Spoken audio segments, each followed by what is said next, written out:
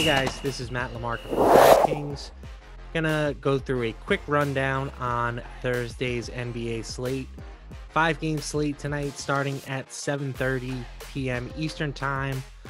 One thing to keep in mind, today is the NBA trade deadline, officially at 3 p.m. Eastern Time. So we could see some trades before then that would potentially impact today's slate. So very important day to monitor the news. Make sure to download the DK Live app and get any updates as they are happening to just player availability and things like that. Let's run through the injury report quick.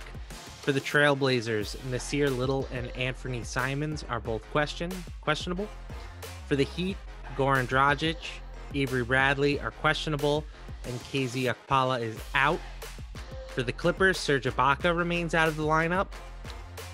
Spurs, no official injury report yet. Lonnie Walker and Rudy Gay both sat yesterday, but it doesn't sound like either has a very serious injury. They could both be back on the second leg of the back-to-back.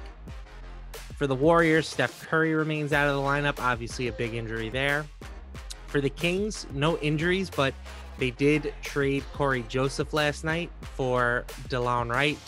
I would imagine Wright will not be available tonight, so that's going to open up some minutes. Philadelphia 76ers, Joel Embiid still out of the lineup, while Seth Curry and Danny Green are questionable. Curry has missed the past 2 games, and Green is a new addition. So for my favorite value right now, again, a lot of this is fluid. We don't have a ton of value at the moment. I'm eyeing the 76ers. If their shooters are out, I think Furkan Korkmaz at 4,100 becomes a pretty interesting play. He's already been seeing a solid handful of minutes recently with no Seth Curry.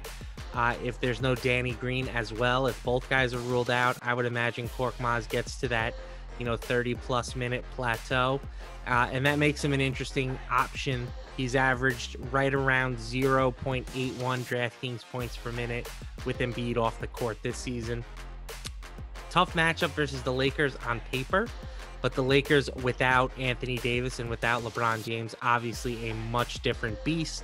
They're not going to be nearly as competitive on the defensive side of the ball with those guys out of the lineup. So not really concerned about the matchup.